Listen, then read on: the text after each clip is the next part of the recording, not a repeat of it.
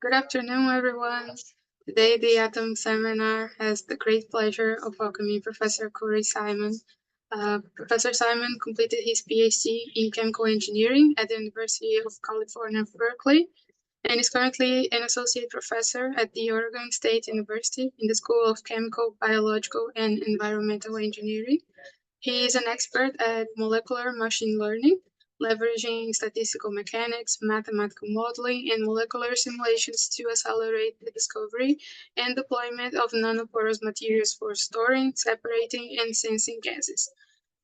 His efforts directly contribute to the development of novel materials and technologies and the provision of cheaper and cleaner energy and the enhancement of national security. So once again, welcome, Professor Simon. Thank you so much for accepting our invitation, and please feel free to start your presentation.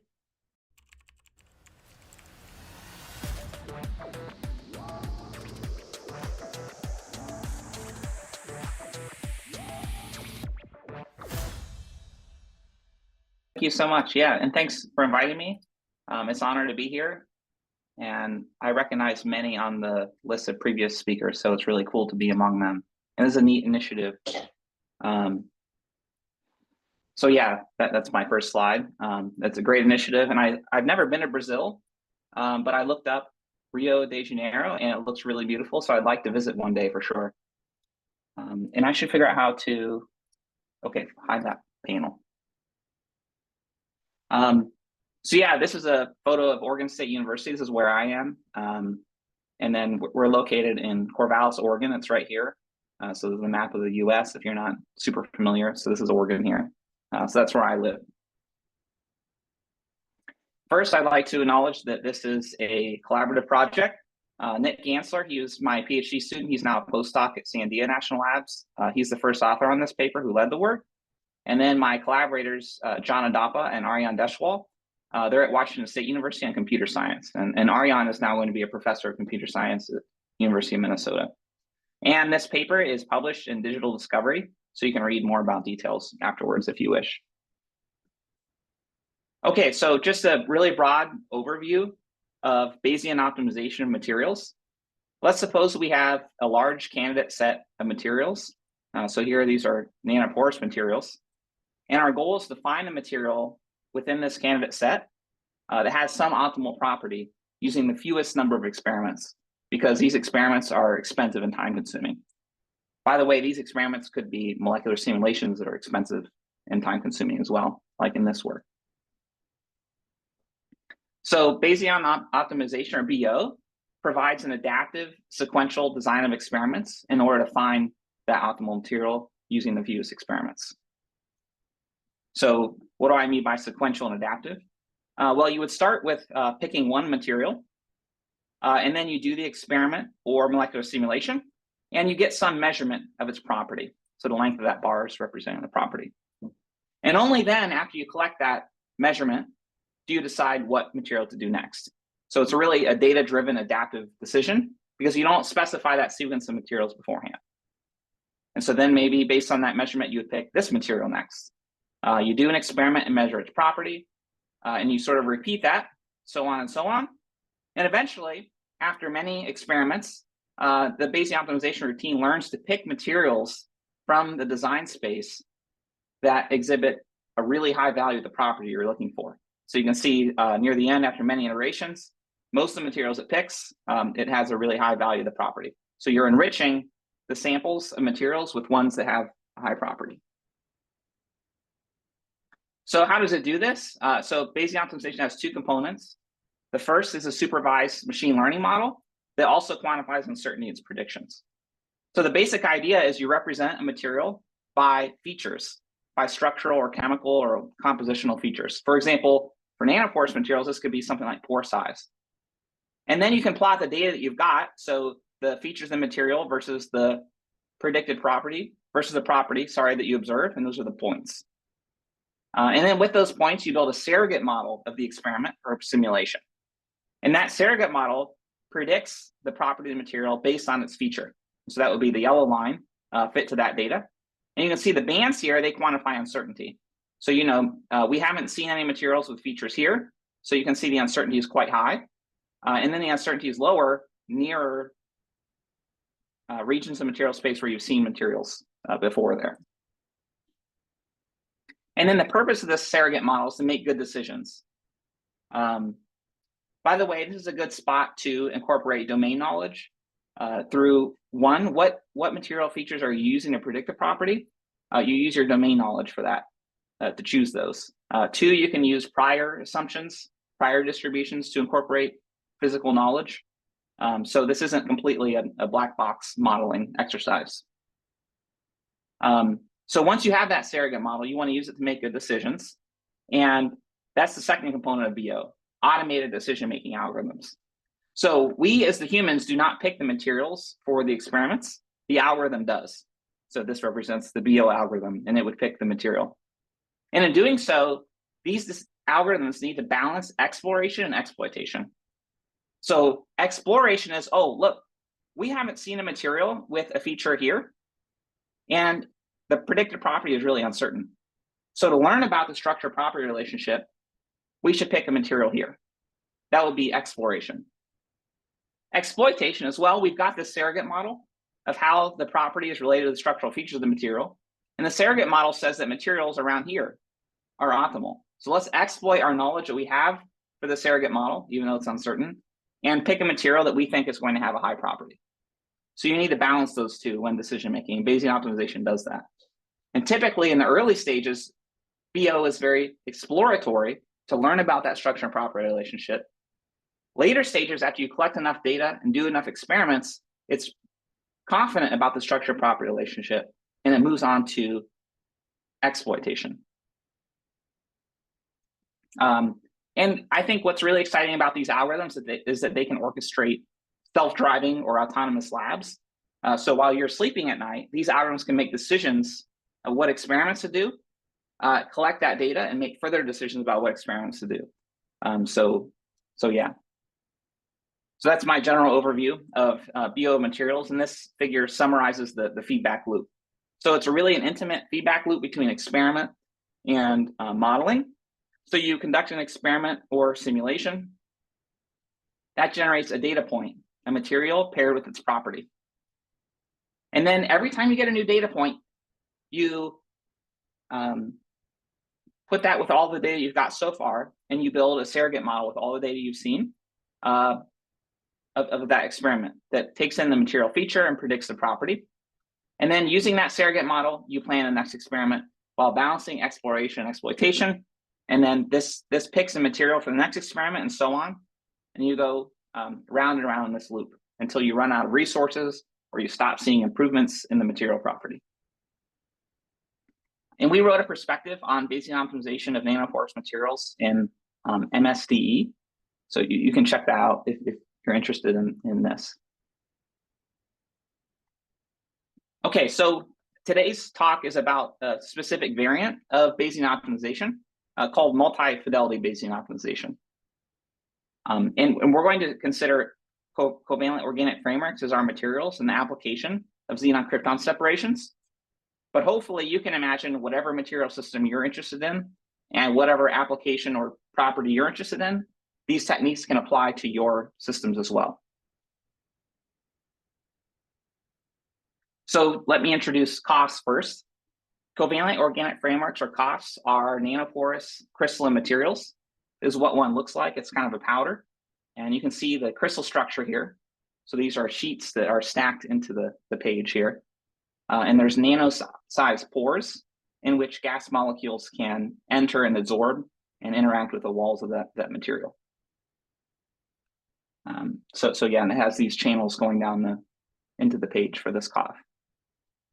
So these COF materials are synthesized modularly by covalently linking molecular building blocks. So these are the two building blocks for this COF. So these are combined by a condensation reaction to form these 2D sheets here that stack together.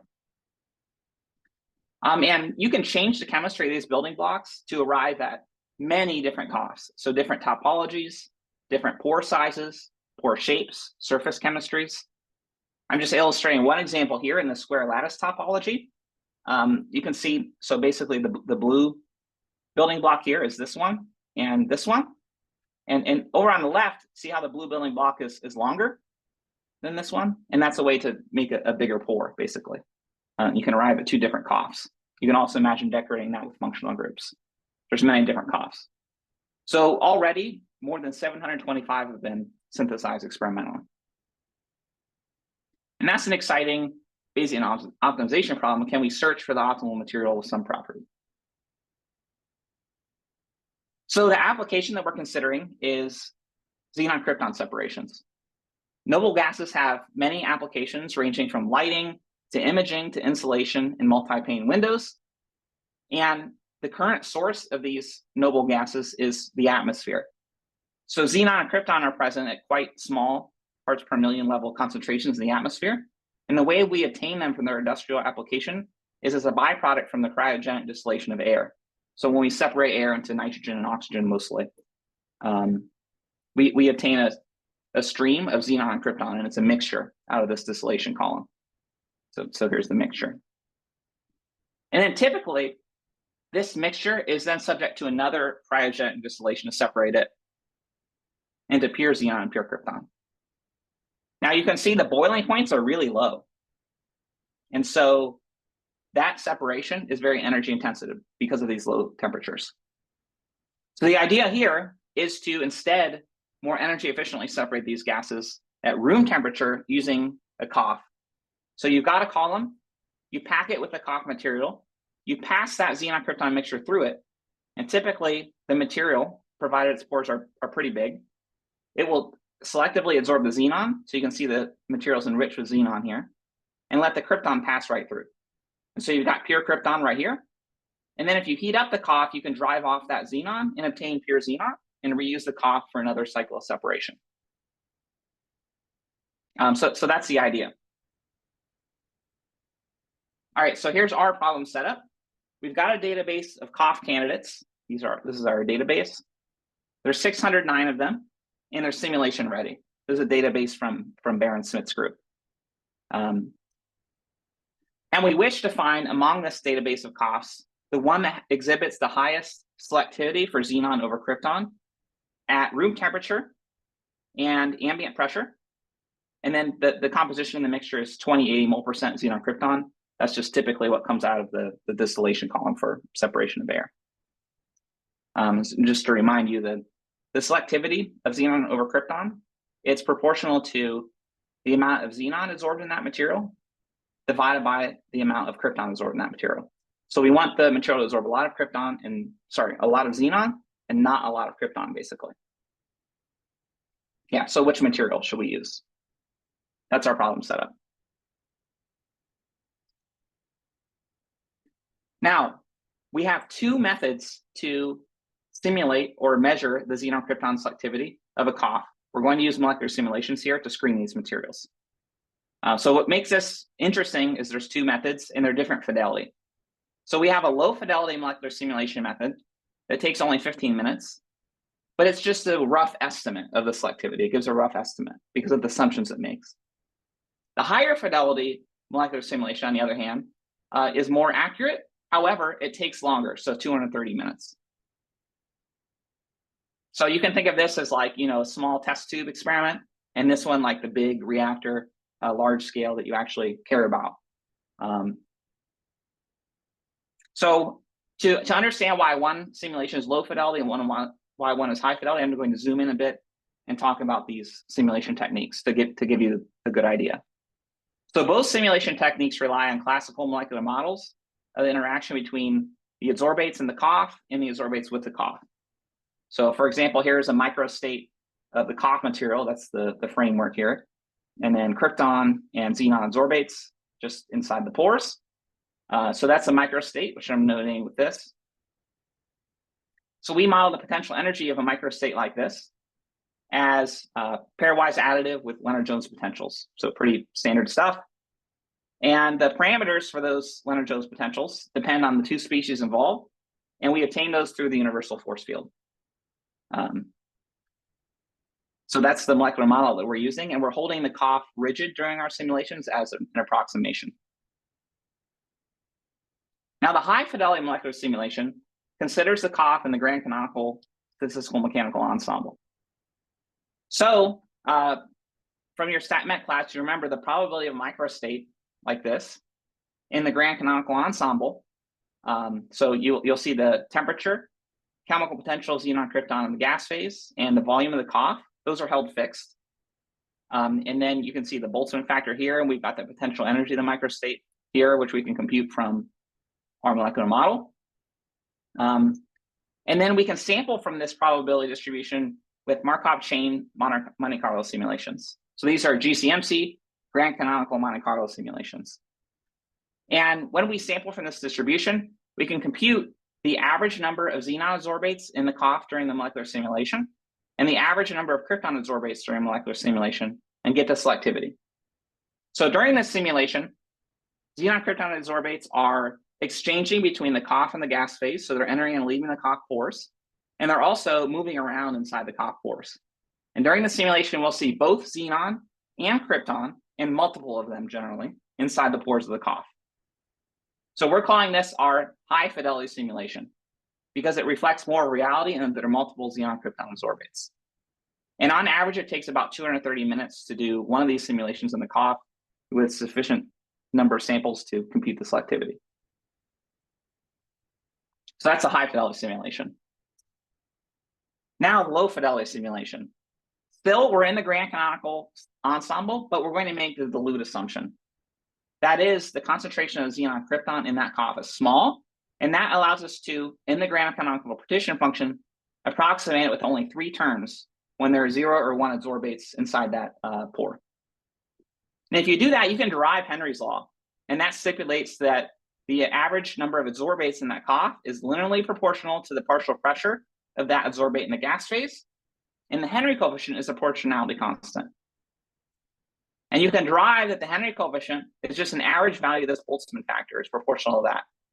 So this is the position of the adsorbate in the COF. So basically, you've got to integrate this Boltzmann factor over all positions of the adsorbate in the COF. And you can do that from an ordinary Monte Carlo integration. And they call these Whittam insertions. So we basically conduct 2 molecular simulations, one with krypton and one with xenon. And we insert the COF at random positions in the pore and compute the Henry coefficient. And we take the ratio of those Henry coefficients, and voila, we've got the selectivity. And this is an approximation because we're making a dilute assumption. During this simulation, there's only 1 adsorbate inside the pore. There's not multiple. And so the configuration space is smaller, so we need fewer samples. And 2, the energy computations for each sample is less because there's only 1 adsorbate in the pore. There's not multiple. Because of that, this only takes 15 minutes, but it's not as reflective of reality. It's low fidelity because there's only 1 COF in the pore. Okay, so hopefully you have a good idea of why this is low fidelity and why this is high fidelity. We really want to find the optimal COF that has the highest high fidelity xenon krypton selectivity. So how can we proceed with the screening now that we're armed with 2 of these different methods, 1 low and 1 high fidelity? Well, you can imagine the first thing you might propose is a brute force screening where you loop over every COF in the database and you run a high fidelity molecular simulation in each COF. Surely you're going to recover the optimal COF. Spoiler alert, here it is. The optimal COF has a selectivity of 18.5 according to the high fidelity simulation. We're using a 2/3 for that.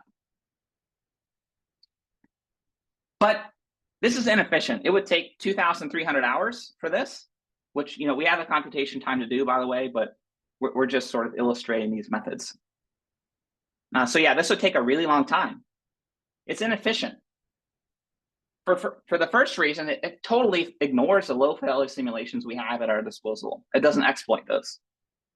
Second, as we collect data in this loop, we're going to collect data about COFs and their selectivity. And we can learn about the structure-property relationship as we gather that data. For example, we might realize, COFs with huge pores, they don't have very high selectivities. And then we would prune out from our search the COFs with big pores because it's very unlikely they're going to provide the high selectivities we're looking for. And Bayesian optimization does that. So you can then propose, well, let's bring the low fidelity simulations in the picture by a 2-stage brute force screening. First, we're going to loop over all COFs and conduct a low fidelity simulation in each. These are very cheap. And then, because the low and high fidelity simulations, we assume they're pretty well correlated, we can sort the coughs according to their low fidelity simulation, or the low fidelity predictive property, and then start working our way down that list with the high fidelity simulations. If we do that very early in this loop, because of the correlation between the low and high fidelity simulations, we're going to recover that optimal cough sooner. Great. Totally reasonable. And that takes only 189 hours to find the optimal cough. Much better. So low fidelity simulations help a lot. However, we can do even better than this. This fails to employ the structure-property relationship we learn about as we collect data. We don't need to do low fidelity simulations on all of the coughs. And as we collect data, we can learn about relationships between, for example, the pore size of coughs and the selectivity, exploit that to avoid more simulations. And that's what multi-fidelity Bayesian optimization does. So here's what we did. Here's how multi-fidelity Bayesian optimization works. You see an ordinary BO. Hopefully that helps understand this. First, you run a molecular simulation, a single one in a cough. That could be a low fidelity simulation or a high fidelity one. That generates a data point, a cough paired with its simulated xenon-krypton selectivity. With that data point, you amalgamate it with all data you got so far, and you train a surrogate model of simulation. Now the surrogate model takes in a feature of the cough, like pore size, surface area, etc., and it makes two predictions. It predicts what the low fidelity selectivity of that cough would be. That's the green line. And what the high fidelity selectivity would be. That's the orange line. So it's a multi-fidelity surrogate model, still with quantified uncertainty. And then with that surrogate model, you plan the next simulation. And what's interesting here is not only do you need to choose what cough you're going to do subject to a simulation, but you have to choose, oh, is that simulation going to be low fidelity or high fidelity? So now you got to balance exploration, exploitation like usual, but also cost, because high fidelity simulations are more expensive. And so that gives a new simulation setup, and you kind of repeat this loop, and you hope that we're going to start picking materials that have high selectivities. Oh yeah, so I kind of highlighted these. I should have hit the, yeah, so that's how this works. And that takes only 58 hours to find the optimal cough. So this did much better. And so now I'm going to zoom in and show you how the surrogate model works and show you how the acquisition function works so you can get an idea of how these algorithms work, and then I'll show you the results. So first, the surrogate model. The first step to surrogate modeling is to define cough space. Essentially, we're taking a cough crystal structure and we're mapping it to a high dimensional vector space. Here, we're representing a cough as a point in a 14-dimensional space. And we're representing it as what percent oxygen, carbon, hydrogen, etc. So compositional features. What's its pore diameter, void fraction, surface area, and crystal density. So these are the features of the coughs that we're using. And we are using our domain knowledge here because we know from previous studies that the pore diameters are really strongly correlated with the selectivity. Importantly, these features are very cheap to compute compared to the simulations. And they provide information about the xenon-krypton selectivity of the cough. The next step is we treat the property as a random variable to capture uncertainty about it. This is a Bayesian perspective. So let's say we're interested in this cough, and we're interested in what the outcome of a high fidelity simulation would be. So the cough is represented by a vector x now. We're going to let y be the selectivity of this cough, x, under a fidelity L simulation. So L can be low or high. It's a random variable. So under the Bayesian perspective, before we do this simulation, we say we haven't done this yet, we're going to specify a probability density of selectivity. This is our prior density because we don't have any data yet. And it's going to be really diffuse. Basically, I have no idea what the selectivity is going to be, but I think on average, the selectivities are here. And then let's suppose I collect data. I run a low fidelity molecular simulation in this cough. It's got a selectivity of 6.3. I run a high fidelity simulation in this cough. It's got a fidelity, or it's got a selectivity of 12.8. Now I have two data points. And interestingly, see these two coughs, they look pretty similar, right? So this, particularly probably this cough, the simulation here provide information about what's going to happen here. And so now what I'm going to do is condition this random variable on the data. And you can analytically calculate what that is. So if I condition it, I get what's called the posterior or after data distribution. That's the blue one. And so now you can see, basically, given this data, I think the selectivity is most likely here for this cough. And the width of that is smaller, meaning I'm more certain, more and more certain. And in fact, as I collect more data, let's say I collect 10 simulations now, so now there's 10, my posterior distribution will become even sharper because I'm becoming more and more certain about what the selectivity will be. And so where it's centered is my prediction, my point prediction. How thick it is how uncertain I am. That's how these surrogate models work. So how exactly do we score the similarity between different coughs in order to make that prediction? Well, we construct kernel functions. Essentially, you can think of kernel functions as scoring the similarity between two inputs. For example, again, I got this cough, and we're doing a high fidelity simulation, so I'm interested in what the outcome of this simulation will be. What will the selectivity be? And then I pick another cough, X prime, and let's say it's a low fidelity simulation, so I got L prime here, and I'm interested in its selectivity too. A kernel function just specifies the covariance between these two random variables.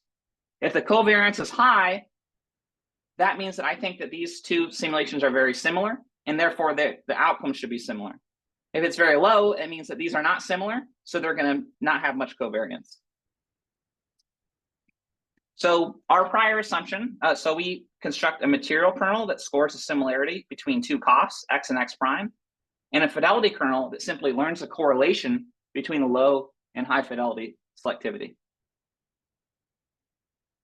So to demystify this, so the material kernel, basically all the material kernel is saying is if the two coughs are nearby in cough space, they have similar features, we expect their properties to have a high covariance, to be correlated. Simple as that. And yeah, and this fidelity kernel just says, it's going to learn what the correlation between low and high fidelity simulations are. And you can see some hyperparameters here that are in these kernels. And we learn these from the data through evidence maximization, for those of you familiar with these Bayesian methods. So yeah, that's how this works. This is a multi-fidelity Gaussian process. So typically in the literature, they'd write out the prior like this. This random variable is a GP with mean 0. We're centering the data. And the covariance matrix is given by these kernels. And so once we collect simulation data, we're going to condition this random variable. And there's an analytical formula for that. The math here is really daunting. It took me a long time to learn. But basically, this is a picture of what's going on. Here's your cough space X. Think of this as like the pore size. And here's the selectivity on the y-axis. The dots are the data that we've got so far. For example, this cough here, we only have a low fidelity simulation for it, not a high fidelity one. This cough here, we've only got a high fidelity simulation. It's orange. This cough, interestingly, we have a low and a high fidelity simulation. Okay, so based on that data, the predictions for the low fidelity simulation are in green, and for the high fidelity simulation are in orange. Interestingly, the surrogate model learns the input dependent, the cough dependent difference between the low and high fidelity selectivities. So in this region of cough space, for these pore sizes, the low and high fidelity selectivity agree. However, over here, the high fidelity selectivity overestimates the low fidelity selectivity. So that's really neat. They can learn these input dependent correlations between the high and low fidelity simulation. This is just a caricature, by the way, but it just to illustrate what's going on. And yeah, they both quantify uncertainty. So you see the uncertainty bands. Okay, and importantly, the surrogate model, because there's an analytical formula for this, it only takes seconds to train and make predictions on all the coughs. So it's really quick. All right, so how does the acquisition function work? This is how we make decisions. So the plan for the next simulation is, well, what cough are we going to do next and what fidelity? So low or high. We're going to design an acquisition function that scores every cough fidelity pair according to its appeal for the next simulation. It's going to balance exploration, exploitation, and also runtime. So here's what it looks like. I'm just going to explain each term. It's a product of 3 terms. The first term is the expected improvement. So basically, if I select this cough, how much do I expect the simulated selectivity at the high fidelity simulation to improve upon the highest selectivity that I've seen so far? Pretty intuitive, right? The next term is a cost incentive. It just multiplies by the ratio of a high fidelity to low fidelity to fidelity L cost. So it's going to prioritize low fidelity simulations because they're cheap. And then finally, this term looks at the correlation between the fidelity we're looking at and the high fidelity simulation. Basically, it says if you're thinking about picking a low fidelity simulation, only pick it if the outcome is going to be strongly correlated with the high fidelity simulation.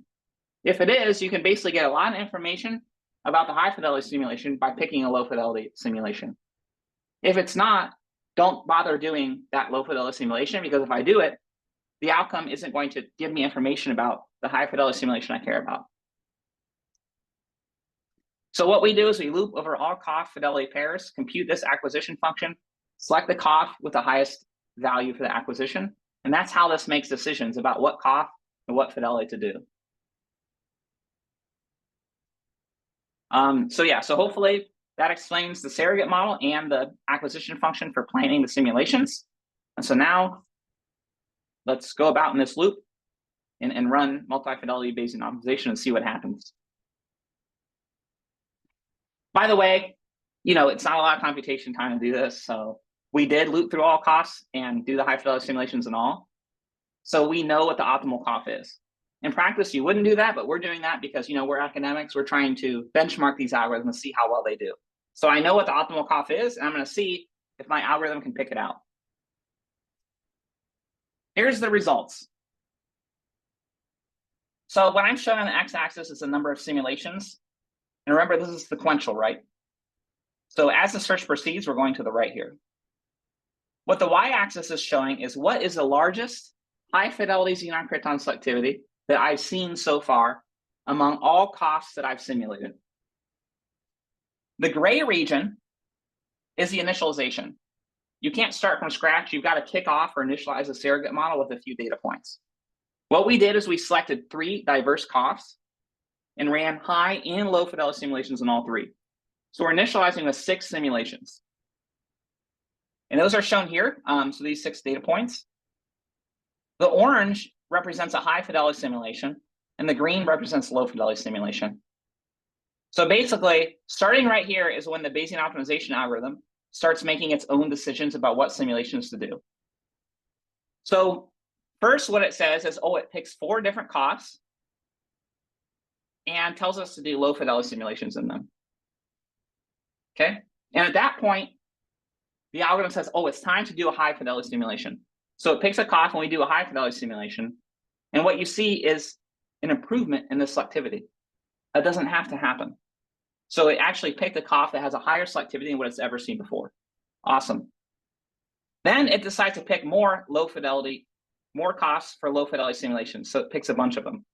What it's doing is it's using a low fidelity simulations to learn about the structure-property relationship cheaply. Now it's starting to get confident about the structure-property relationship. It selects a high fidelity simulation. And then, again, we see an improvement. Awesome. We found a cough with a higher selectivity than what we've seen before. It does more low fidelity. Time for high fidelity. We see another improvement. So 3 more low fidelity. And finally, it picks the optimal cough and does a high fidelity simulation in it. So remember, there's 609 coughs. And after fewer than 40 simulations, it found the optimal cough. So these are only 9 high fidelity simulations too. So think about all of the simulations that we've saved. We found the optimal cough by averting doing many, many simulations. We only needed 9 high fidelity simulations. And to show you this isn't easy, this is a needle in a haystack problem. This is a distribution of selectivities among the coughs, and this is a log scale. So we're really picking out a needle in a haystack here. And this plot is just showing the runtime that's accumulated as we proceed in the search. And basically the green ones, remember the low fidelity ones, every time you pick a low fidelity cough, a low fidelity simulation, the accumulated runtime only increments up a bit. But whenever you pick a high fidelity simulation, we see a big jump in runtime because they're expensive. So yeah, that's the main story, is that we're able to find the optimal cough without doing simulations in most of the coughs. And I'm not picking these, the algorithm is, it's making these decisions for me automatically. Let's see how I am on time. Okay. So you can also visualize what the Bayesian optimization is doing, visualize the decisions it's making. So just focus on this panel here for a second. Each point here is a cough, and it's a 2D representation of the 14-dimensional cough feature vector. So what we've done here is use principal component analysis to project those high-dimensional cough features into a 2D space. So this is a visualization of cough space.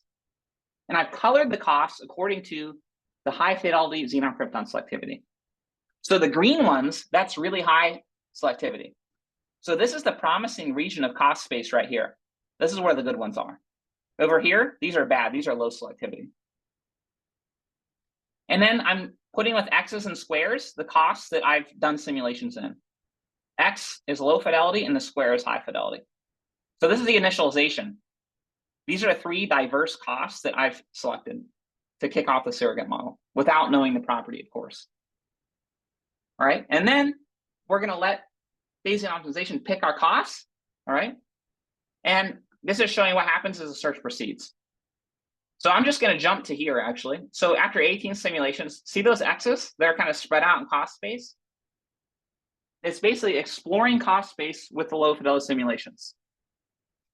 And over here, at n equals 30 simulation, you can see the BL algorithm has covered cough space with those X's. So it's selecting diverse coughs to learn about the structure-property relationship. And then it starts sampling or enhancing its samples of coughs in the regions of space where the high selectivity coughs are. And so if you go to the very last panel, see how most of the acquisitions are here in this promising region of space? So it's learning, oh, this is where to sample from in order to get the coughs with the properties I want. So I think that's kind of neat that we can visualize its acquisition dynamics.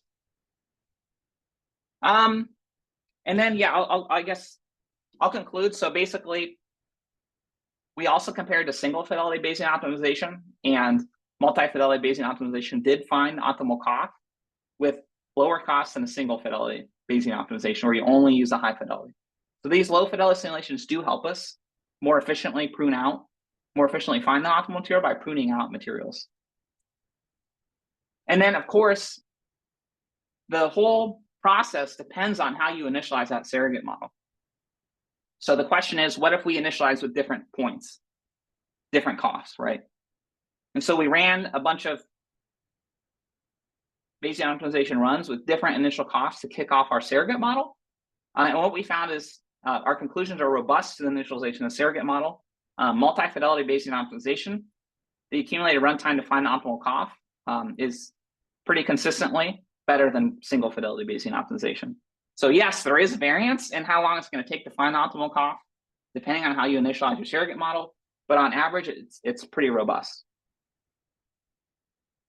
Okay, so that's my conclusions. We have 609 coughs, and we found the cough with the highest high fidelity xenon krypton selectivity using multi-fidelity Bayesian optimization. And that turned out to be much quicker than a 2-stage brute force or a brute force screening. And then just a quick outlook. I think these algorithms are really exciting, particularly for orchestrating self-driving or autonomous labs. So I'm not personally in this space because I don't have an experimental collaborator or my own automated lab, but I'm hoping to establish such collaborations. But I think these are exciting because they can reduce the time, labor, and cost to discover and optimize materials. They give more reproducibility. Maybe there's even more democratization of experiments. So CMU has this cloud lab where, I can log into the cloud lab and through my terminal do experiments remotely. So that's pretty cool.